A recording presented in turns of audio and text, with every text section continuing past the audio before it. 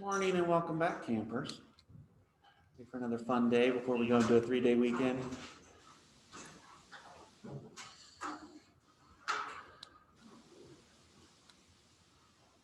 So what is it you want out of all this that you're doing?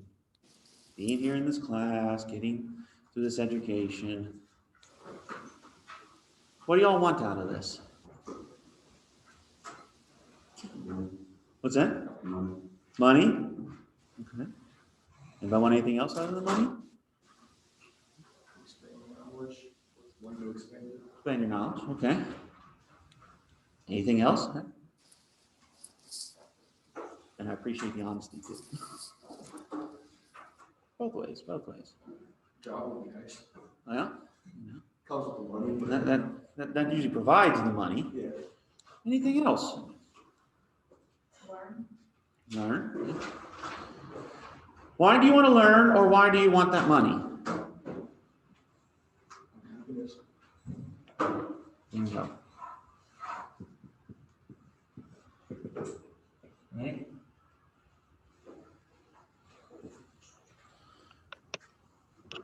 We desire those things because we desire, ultimately, happiness. We want to be happy.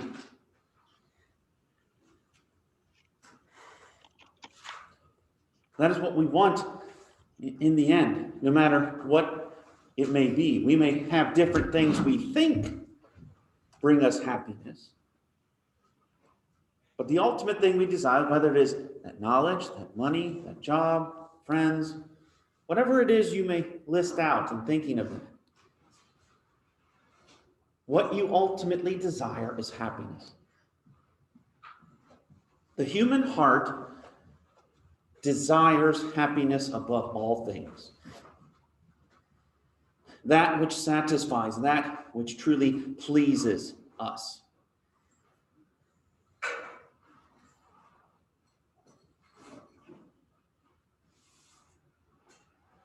So in the end, in making choices and making decisions, we desire happiness. We may have to delay it, or we may have to reroute ourselves, but that is what we ultimately want. Most of us don't really desire a job. If we could live without having a job, we would, right? You didn't need to work the rest of your life, would you actually? Some of you might, if it's something you actually enjoy. Some people find happiness in doing physical labor, things like woodworking or painting, things like that. Some others don't. But in all of this, in every decision that we make, we ultimately tell ourselves, at least, and normally rightly so, we want happiness. But what is the happiness that humanity seeks? What is it that the human heart is meant to find? The struggle with happiness in this life normally is that man is not perfectly happy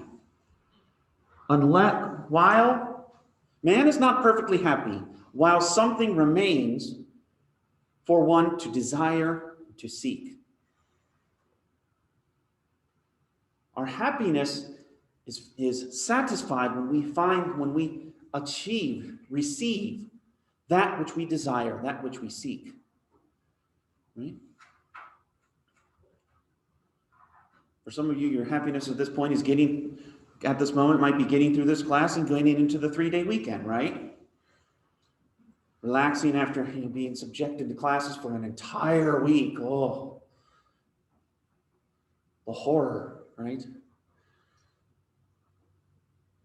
But yet, if you achieve that goal, you get through these classes, you get into the weekend, that comes and goes, doesn't it? It's going to be Tuesday before you know it, back to the routine, right? And then no break until April, God help us. We'll see.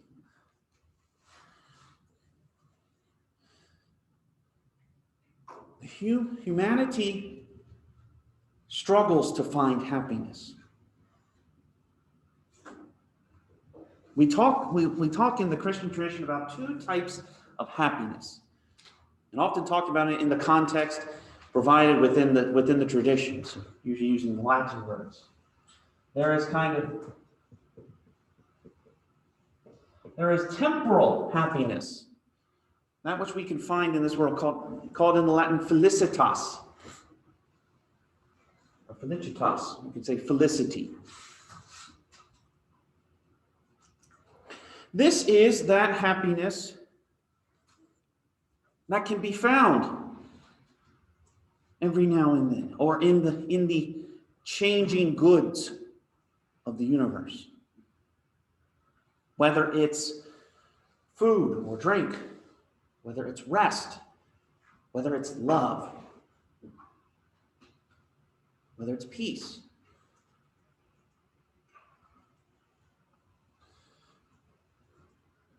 However, this felicitas is always fleeting. It comes, we satisfy it, and yet we are not completely satisfied.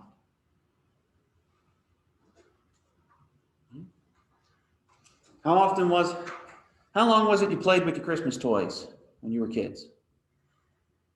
2 weeks. 2 weeks? They last longer than a month? Normally? We all woke up Christmas morning, whatever gifts, whether it was toys, whether it was anything else, we're just shocked, wonderful, grateful to Santa, or whoever gave it to us. But yet, it faded pretty quickly, right?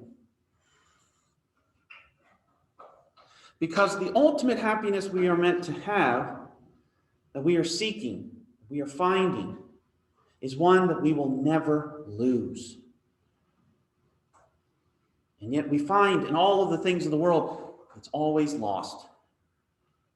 Or we lose our interest in it. In comparison, there is an eternal happiness, we say, in the Christian tradition. Talking about it from the Latin beatitudo.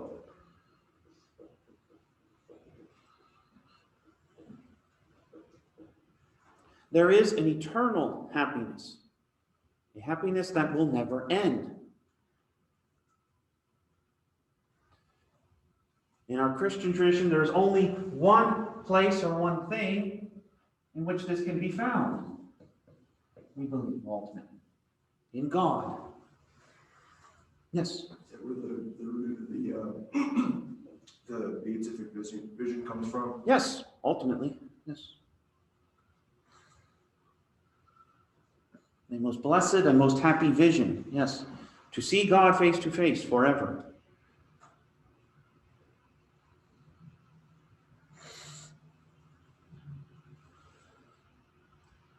All of our decisions are ultimately about finding this happiness. We desire this beatitude. We want that permanent happiness. More often than not, though, it is just temporary, or it passes from object to object. But either way, we form intentions to pursue that happiness. And often we can formulate a multitude of intentions. Then our first intention, of course, can be to be happy, right? To find that happiness that we want. So we sit down and we think about, all right, if I want to be happy, what is it I ultimately need to find that happiness? Whether it's God, whether it's a job, whether it's money, whether it's knowledge, whatever. You find what you think is that one thing, then you begin to say, how do I pursue, how do I find that one thing? If it's a job, well, what kind of job is going to do that? Or if it's money, what's going to get me the most money? If it's love, how can I achieve it most quickly?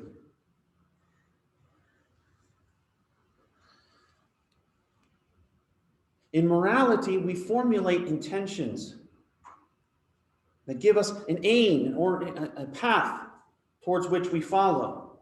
towards which we orient all of our actions. Right? For most of you, being here is in part or in whole because you need a job, right? So that you can have money so that you can be able to live, right? Whether you necessarily are concerned more about the job, more about the money, either way. And for most of them, they require you a piece of paper, right? So you have to come here to get that piece of paper, right? And since part of being here is having to take theology classes, that's why you're immediately in this class, right? Or some of you really just taking this just for the fun of it. Well, you're welcome to. Our intentions prompt actions, and they make our actions meaningful. That we're not acting in a random manner.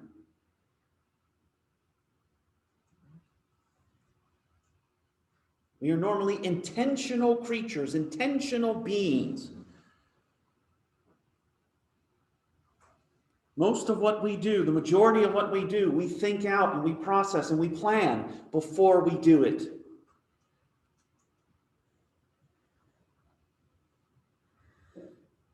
Our intentions reflect our character, reflect who we are.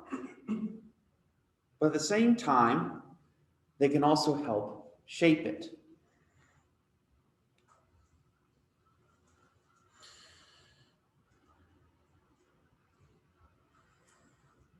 But what gives us the ability to pursue, to seek that happiness?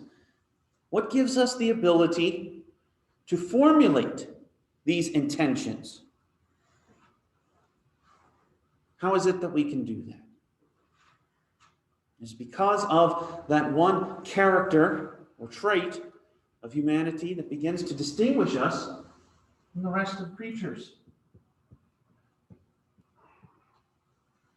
Freedom. Freedom.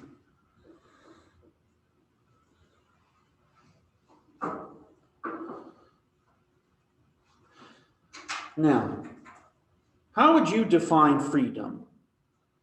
Human freedom. At this point, entering into your, what do you think of or what comes to mind? What would be your formulation of what is human freedom? Is it? The ability to do something on your own. Very good. Others? Being able to govern yourself without the input of others. Being able to govern yourself. Yeah. Other thoughts, other ideas? Free will. Free will, yeah.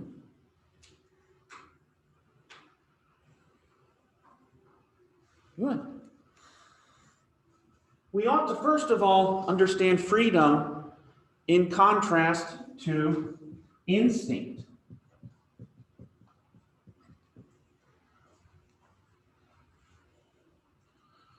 What do we mean by instinct? Yes, sir? Surviving. Surviving? Yeah. Others? Something we don't usually choose to do, but it's kind of programmed into us. Mm-hmm. Not necessarily a choice, but it's something that we just automatically do. What are some ways that we act instinctively? We go to bed when we're sleeping. Do we really? Can't we not? Okay, I do. Yeah.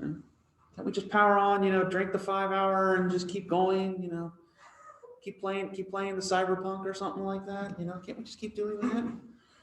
Yeah. When we like create things that are to give us shelter and warmth, something that isn't necessarily 100% necessary. We can survive without it, but having a house is something that is instinctively, it's something that we built to keep ourselves safe and warm. Okay. All right. Others? Riley, you got one? If I were to walk around, I'm sorry, you got one? I was just gonna say that some phobias are like instinct as well. Yeah.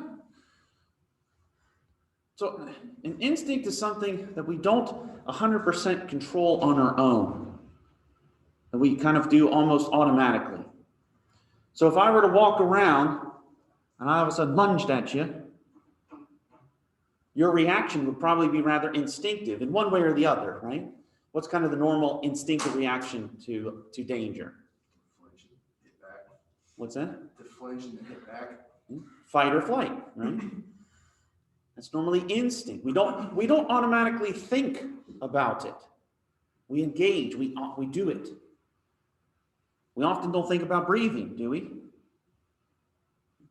How much do you think about sitting there consciously going, You do it almost instinctively. Your heart beats instinctively. You're sitting there going, beat, beat, beat, beat, beat, beat, beat.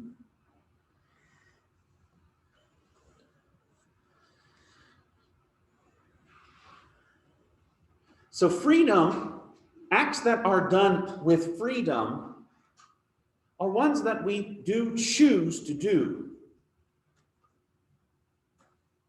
They're not something that is just automatic.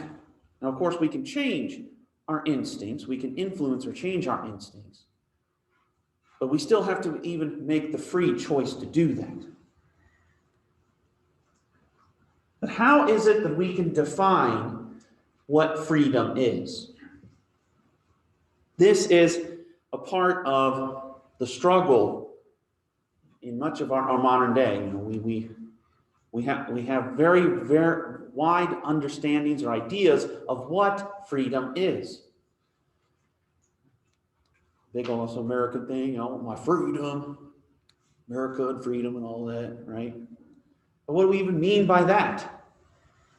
We normally talk about just being free to at least participate in politics or to participate in culture. But that's not even still a great definition of freedom on an individual level.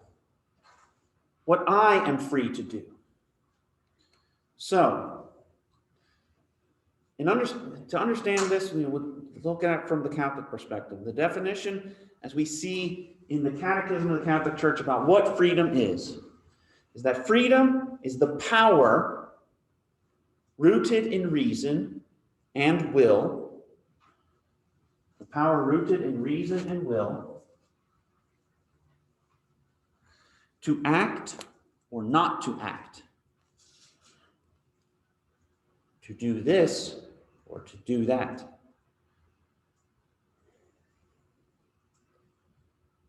And so, to perform deliberate actions on one's own responsibility. Yes, I will repeat that. The Catholic sort of definition of freedom is the power rooted in reason and will to act or not to act, to do this or that. And so to perform deliberate actions on one's own responsibility.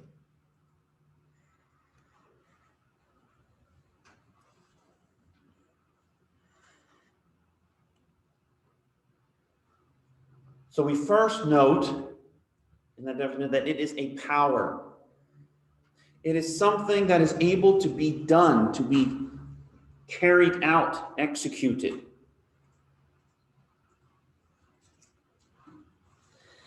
But it is not something that is just done, as we said before in distinction, from instinct. It is rooted in reason and the will.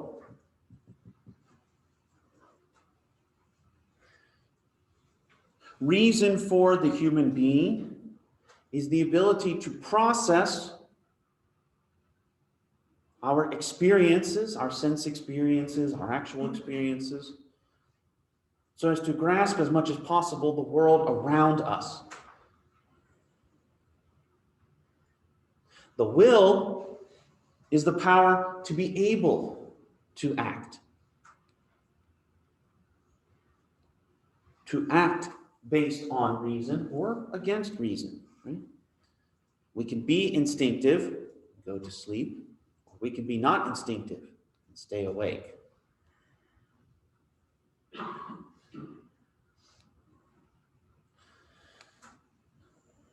But of course, it is the power to act or not to act. We can be free, we are free to do something, or we are free not to do it. Right? You're free to come to class. You're free to not come to class. You're free to do the homework. You're free not to do the homework. Of course, one is responsible for one's freedom. We talked about that before. Part of that definition, to perform deliberate actions on one's own responsibility. We're not fully responsible for instinct, are we? Because it's automatic. It happens. We are responsible if we choose, if we decide to do it.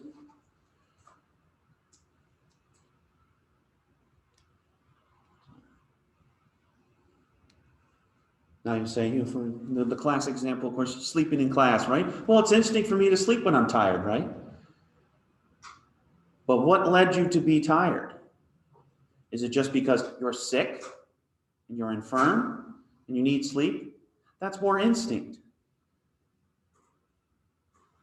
Are you tired because you stayed up all night watching the latest series on Netflix? Binging it all night? Then realizing you still have class at 8 in the morning, you need to come up here and you're so exhausted and your eyes are so bleary that you just need to close your eyes and just lay down just for a few minutes, right? That's not instinct. You chose to binge that series, right? Nobody forced you to. You chose to do it. So you're responsible for your actions coming from your choices.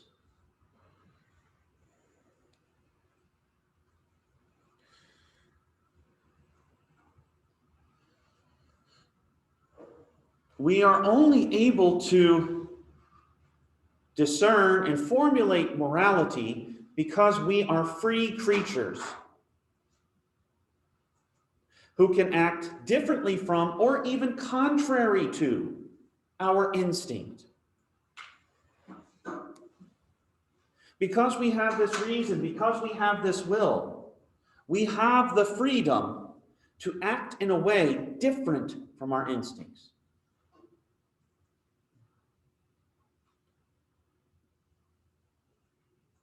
You can stay up more than 24 hours. I don't know why you'd want to, but you could. You can choose to go to the gym, to exercise, to eat right, or you can choose to eat the fried food, drink all the pop that you want, sit around and do nothing for physical activity.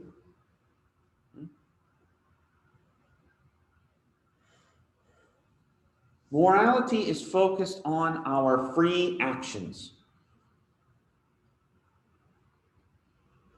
Why? Because we are supposed to use our reason and our will in the pursuit of happiness.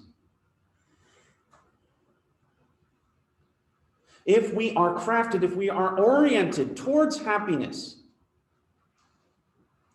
our freedom gives us the ability to do that, to pursue that, to achieve it.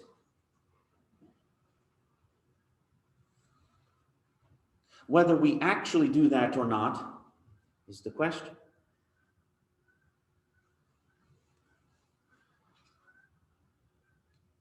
So every action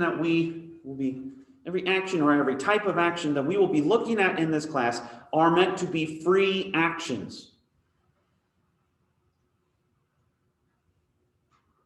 I'm not going to judge you, or no one can judge you based on you breathing, using the restroom, sleeping. We do judge, though, based on our free actions, our participation in society, our cooperation with each other, the actions that we choose to do. So how is it then that we can begin to judge, to discern, to critique freedom? through morality. We begin to do it by the way that we evaluate any action, especially any free intentional action. And in the classic system of morality, there are three aspects of a free intentional act that are judged or criticized. Three parts of a free intentional act.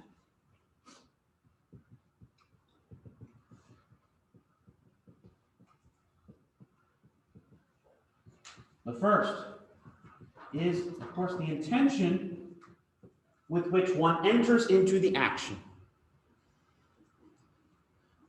Why? If it is a free action, you have chosen to do this or to not do this. But what is your purpose for doing that?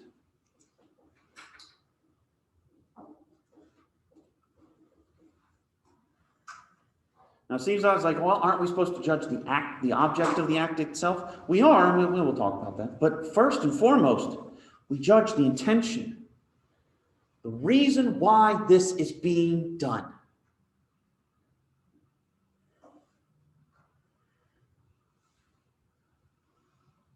Good actions can be done for bad intentions.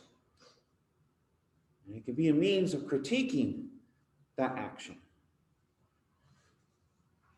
Number two, the object of the act itself, or you could say just the act itself. What is being done? So, for example, I standing up here and freely writing on the board. That is the object of the action.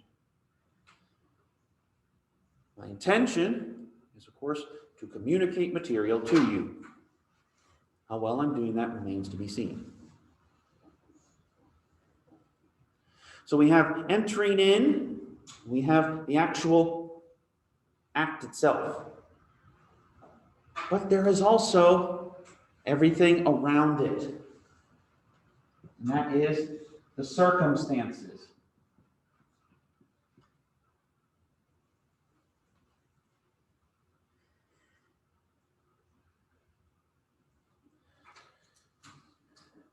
These can be the secondary or ancillary events or objects that influence the act.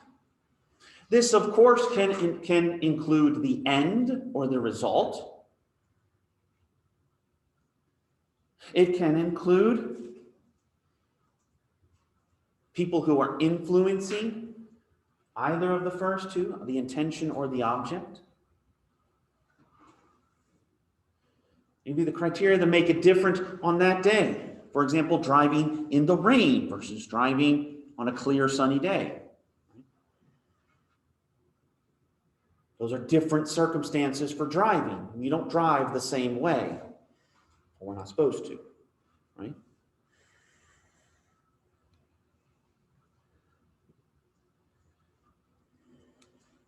So by these three criteria, we judge free intentional acts. Those that are performed using the human power of freedom, those that have an intention formulated into them.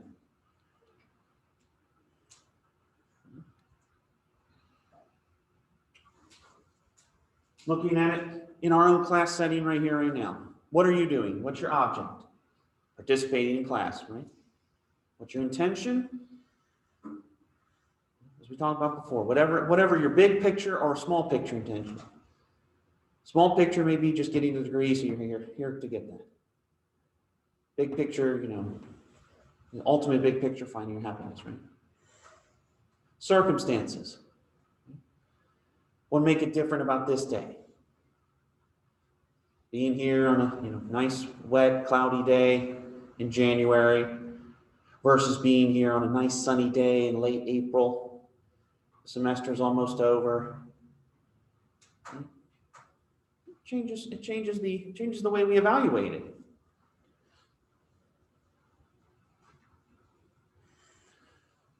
So in looking as we go through and as we look through all of this, these are the criteria by which we judge individual acts. Free, intentional, individual acts. And overall, what human beings can do. And all of these, only because they are free and intentional. We must always distinguish this from those actions that are committed under duress. What's duress? Force. What's that? Force. Force? Force or coercion. Yes. Duress is outside force or pressure that causes an action to happen on you or to you, rather than coming from you.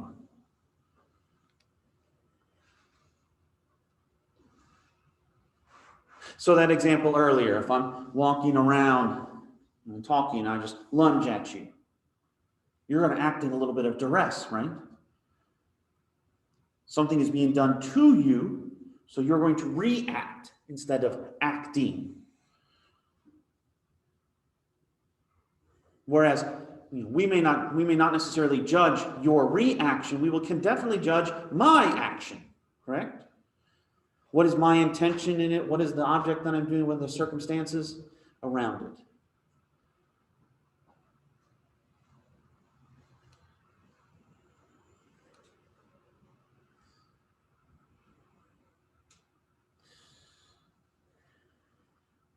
However, we still haven't really answered one question, though. We kind of defined what freedom is, but what is the purpose, or what is the goal of freedom, of human freedom? Why is it we are able to act in this way? And especially to choose to act against our instinct. Do we see this happening in other creatures? Do we see other creatures that can and regularly do act against their instinct? Any examples, any ideas? Would it count if it's an animal that is taught to act against instinct by humans?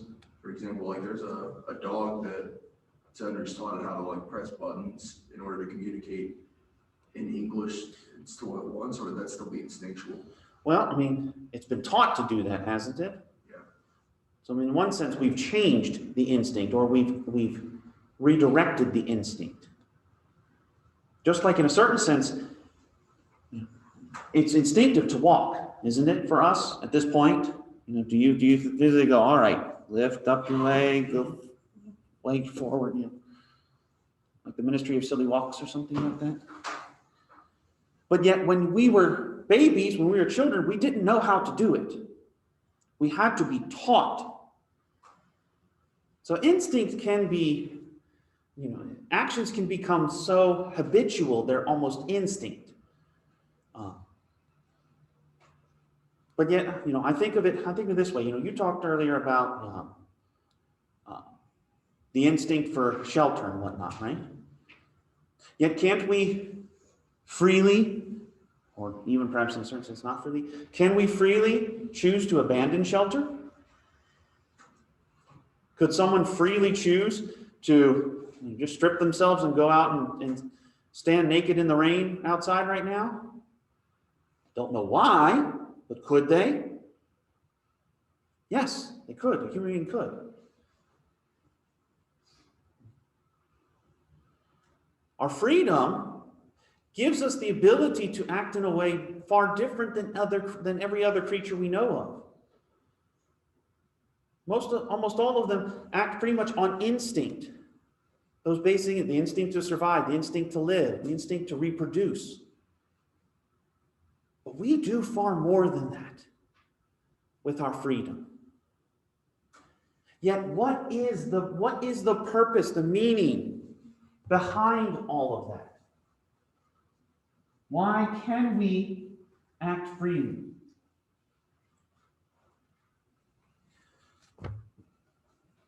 There are two different ideas or thoughts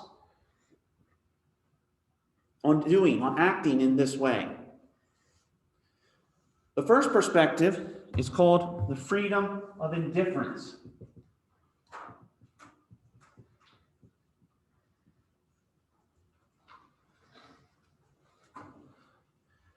In this first perspective, in the perspective of freedom of indifference, the idea is that an action is free. An action is free as long as it is your own action.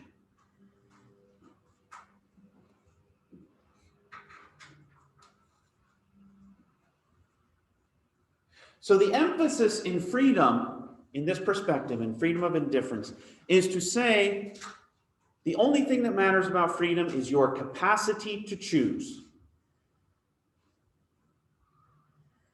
That's all that matters. All that freedom is concerned with is that you can choose to act or not to act.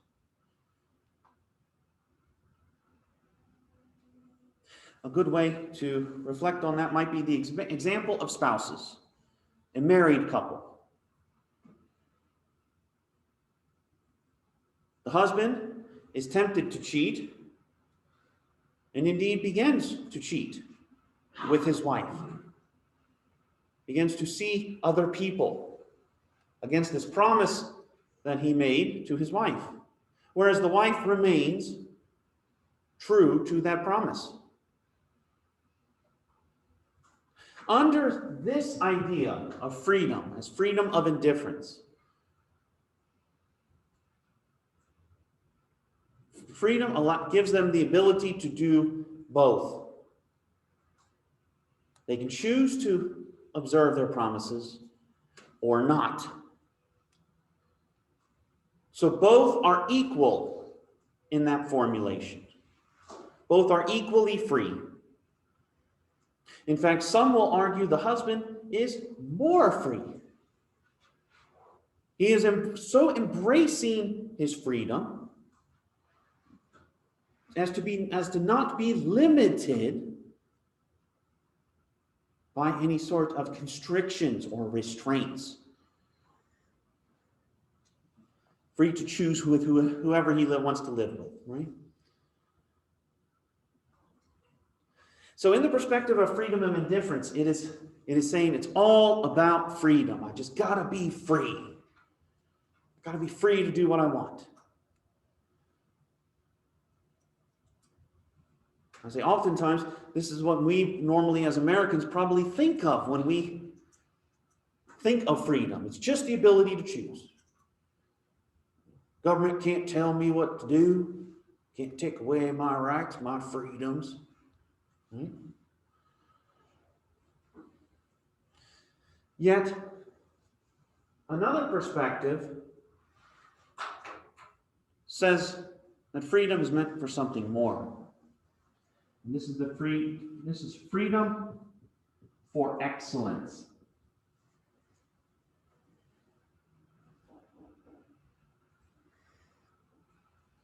Freedom of excellence or freedom for excellence is the perspective, the idea that our freedom is only truly active and truly living up to its potential when it is found in the pursuit of the good and the true.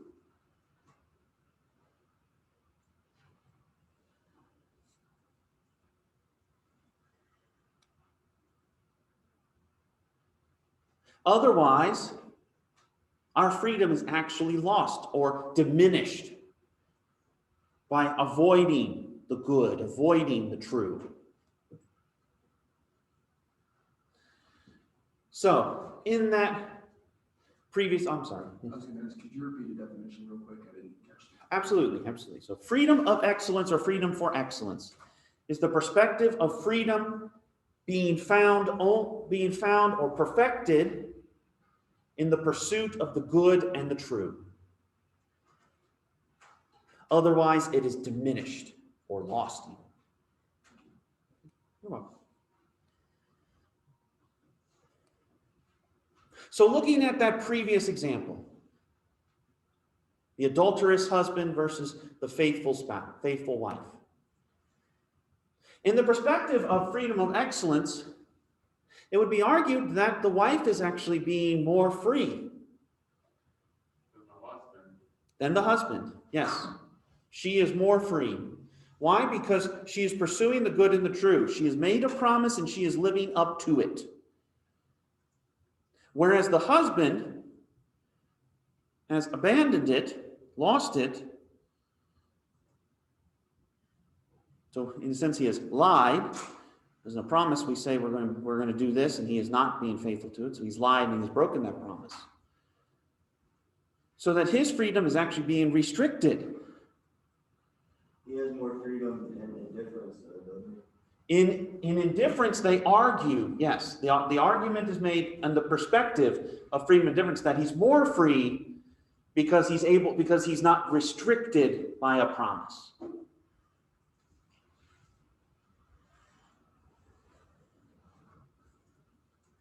That's a very good point to make, yes. Some will argue that that they're both just, they can both choose, but you're right, some do argue that they will say the husband is more free in that perspective of indifference because he's not restricted. He can choose, he can make more choices. Whereas in the perspective of freedom of excellence, they will say he is less free. Because he is not pursuing the good and the true. The good and the true here being fulfilling the promise that he has made, being honest and truthful. The wife in that situation is being more free in being faithful.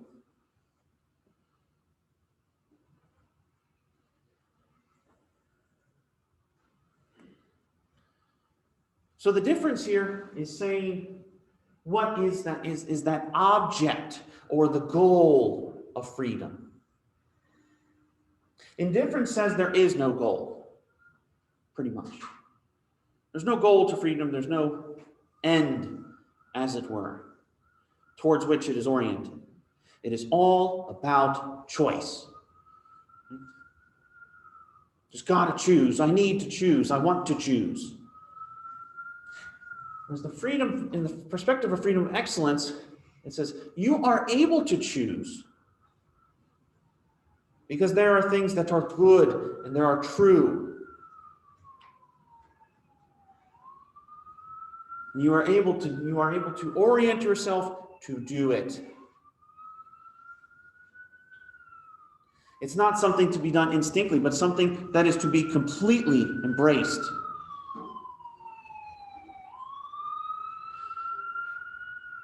Now, which would you say would be the Catholic moral understanding of freedom? Freedom and excellence. Freedom and excellence? Why would you say that? Specifically because since the church is based on Christ's teachings that are based primarily in loving the neighbor as yourself and honoring God, it could be argued that the church would then want everyone to strive to get to that eternal happiness, which could be achieved by doing the good and the virtuous things in life. Yeah, very much so. Whatever, that's a start. Of these two perspectives, the Catholic moral understanding of freedom takes very much the excellence position.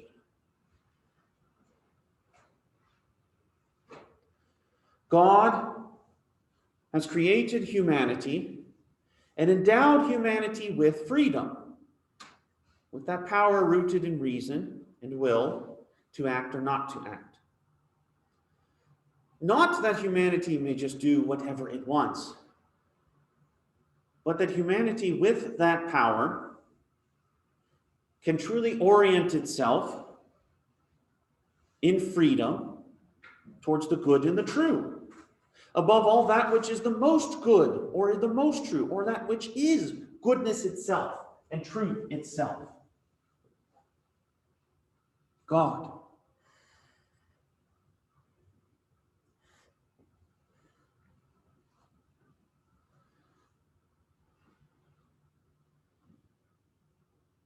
all of the moral principles, all the moral precepts that Catholicism has are not to restrict freedom, which is normally the first thing most especially outsiders, non-Catholics, see and think that, oh, all these rules and obligations, how are you free to act? That's not the purpose of it. In one sense, we are not completely free creatures. We can't truly do everything. We have to make choices. And those choices at times limit, and more often not, limit our freedoms. The purpose of freedom is not merely to be able to choose. It is to be able to choose the good and the true. To be able to choose happiness. That is why we're able to act the way that we are. That is why we were created and given these abilities to act the way we are.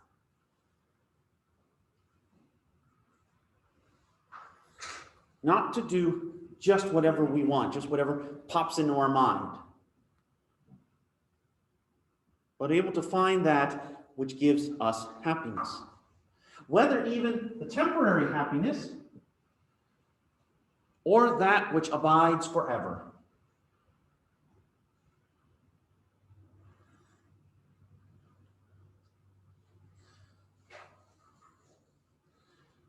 This is why these principles are formulated. To direct our freedom on the proper path. Yes, it is restrictive. I'm not going to hide or lie about it. Yes, it is restrictive.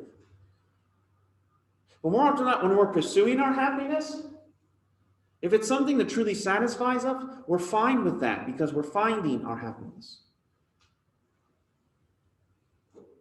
If we truly love somebody, for example, if we want them to be ours forever, we restrict our freedom to be with others in that way and to remain exclusively with that one person.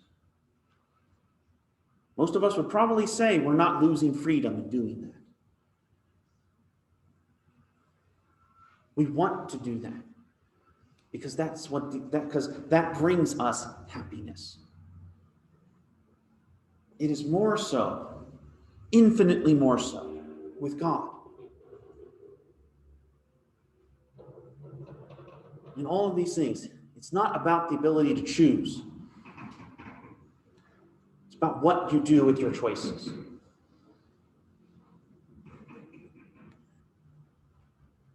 Everything we're going to look at, our free actions that we can choose to do, we can formulate ourselves to do, whether directly, instinctively, or habitually even.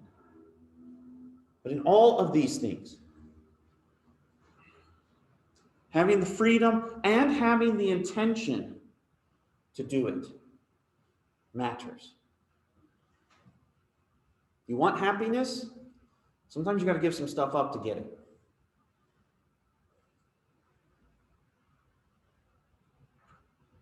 Think of athletes.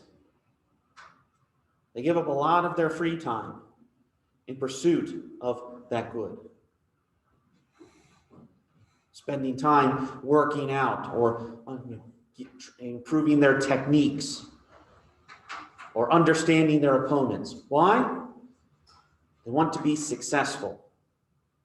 Whatever criteria gives them to be successful, whether it's winning the championship or being named an all-star, whatever it may be, right? Some will say, well, they're not really free. They would argue, no, they want to be the best they can be. More so, infinitely more so, in understanding it from the Catholic moral perspective. It's not freedom of choice. We can train monkeys to choose. It's what you do with those choices that matter. What are you choosing to find your happiness?